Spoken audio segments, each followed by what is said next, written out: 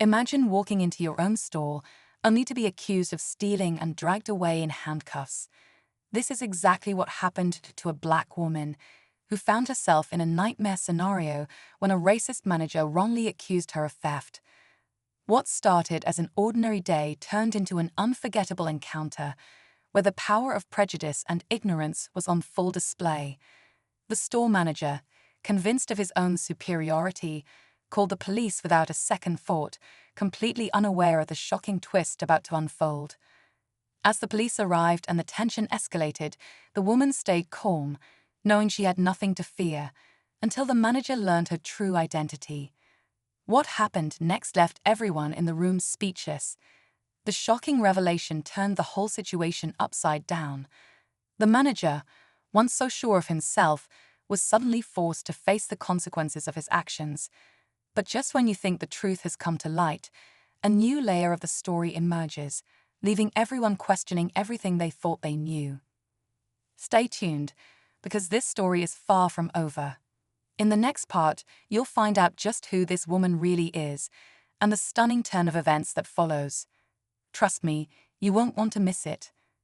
To understand what led to this shocking moment, we need to go back to that fateful morning. The woman, whose name is Carla, had worked tirelessly to build her store from the ground up. It wasn't just a business, it was her dream, her passion. Over the years, she poured every ounce of energy into making it a success. Customers loved her, and her reputation as a kind, hard-working owner spread through the community. But not everyone saw her in that light. The manager, a man named Greg, had been working at the store for only a few months. From the beginning, there was something off about his attitude. He seemed to think he was better than the rest of the staff and even customers. He often made comments that were dismissive, even condescending, but no one had ever called him out. That was until this day. Carla had come into the store early, just as she always did, to check on some new stock and prepare for the day ahead. She was in the back room when Greg, looking frazzled, confronted her out of nowhere, accusing her of stealing from her own business. The absurdity of it was clear, but what happened next was even more chilling. Greg was so certain of his false accusations that he didn't hesitate to call the police. He didn't know that Carla had been quietly observing him for months, picking up on his habits, and now she was ready to expose him. As the police arrived, Carla's heart raced, but she stood her ground. She wasn't about to let Greg's foolishness ruin everything she had worked for. The officers, looking more confused than concerned, stood in the doorway, eyeing Carla as if she were the criminal. Greg, with a smug look on his face, pointed directly at her and repeated his accusation. Carla could see the tension in the air, the doubt in the officers' eyes as they tried to piece together the story. Greg's voice rang out loud and clear, emphasizing every word as if he wanted to make sure his claims stuck. "She's been stealing from the store for weeks. I've seen her pocketing merchandise," Greg insisted, his tone dripping with arrogance. Carla couldn't believe what she was hearing. He was not just accusing her. He was twisting the truth, painting a lie so convincingly that even the police seemed unsure of who to trust. But Carla wasn't about to let it go that easily. With a steady voice, she told the officers the truth. "You can check the cameras. I've never stolen a thing. I built this store with my own hands. I am the owner." The officers, now caught between their duty and Greg's claims, asked to see the security footage. As they watched the footage unfold, a new tension gripped the room. Greg, still standing at the front, grew more and more uncomfortable as the footage revealed something no one had expected. Greg had been secretly pocketing items from the store himself for weeks. It was all there, on tape. But the most shocking part, Carla wasn't just the owner of the store, she was also one of the biggest investors in the local community, known for her philanthropic work. Greg, on the other hand, had been trying to cover up his own fraudulent activities for months. And this wasn't the first time he'd attempted to undermine people of color. But as the story unfolded, a deeper, darker truth began to emerge, one that Carla had never anticipated. The atmosphere in the store grew thick with tension as the security footage continued to play. The officers, now fully aware of Greg's actions, exchanged uneasy glances. Carla stood still, her eyes never leaving Greg's face.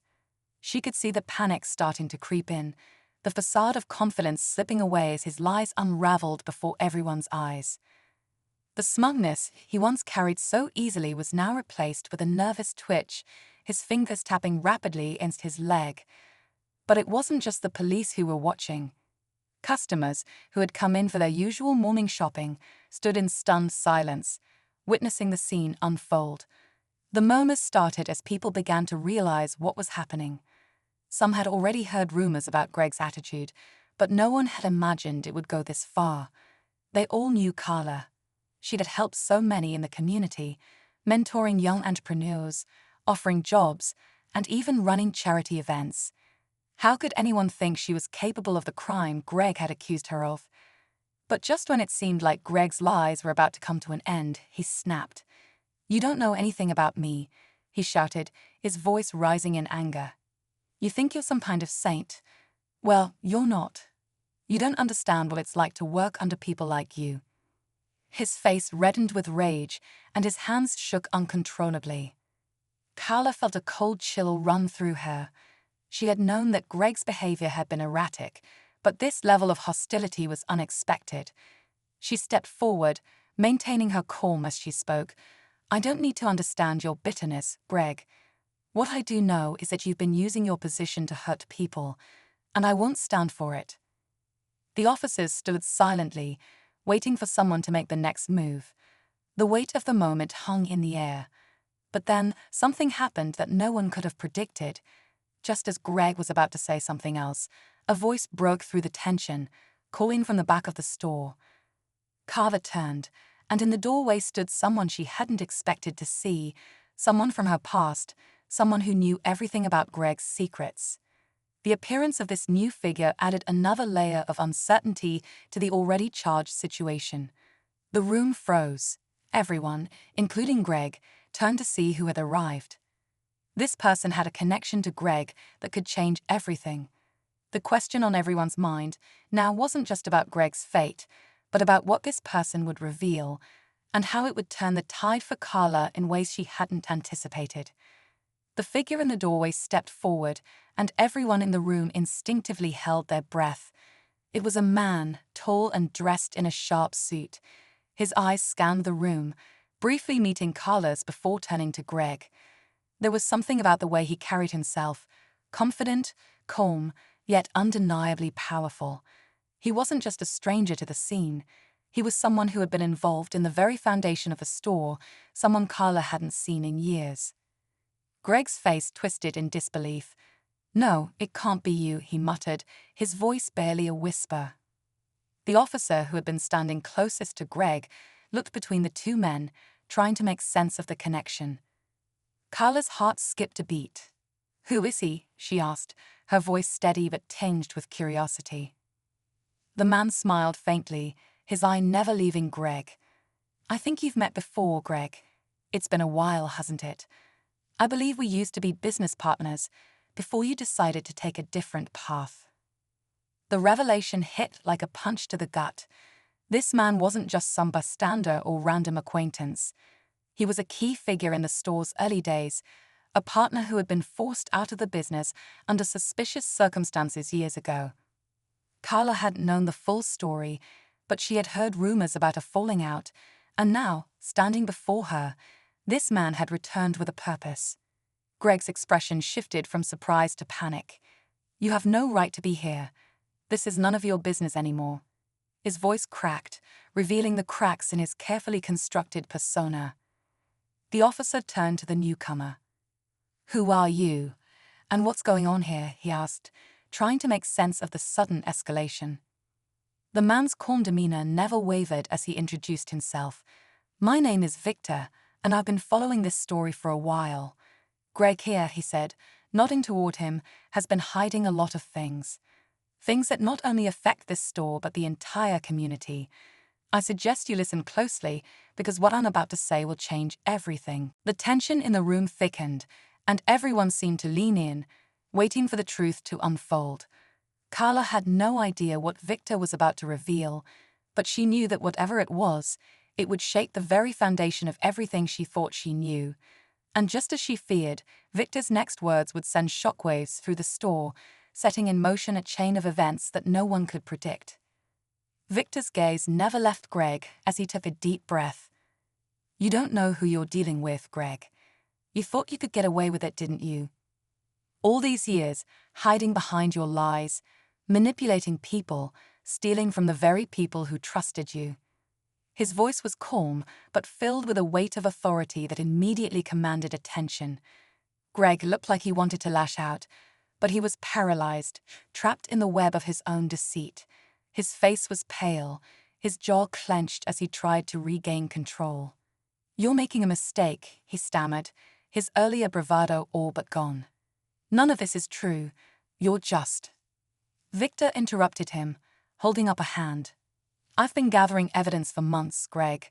I've watched you, tracked your every move, and I know about the deals you made behind closed doors. How you forced people out of business and pocketed money meant for others. How you've been secretly stealing from Carla's store for weeks and framing her for your crimes." The room was dead silent. Carla felt the weight of Victor's words sink in, each one hitting harder than the last. But it was the next words that stopped her cold. "And I know why you did it, Greg," Victor continued. "You didn't want anyone finding out your biggest secret, the one that's been haunting you all this time." Greg's eyes widened in a mix of fear and disbelief. What are you talking about?" he whispered, his voice shaking now. Victor stepped forward, his eyes now locking directly with Carla's. "Greg's not just a thief. He's been laundering money through this store, using it as a front for something much bigger.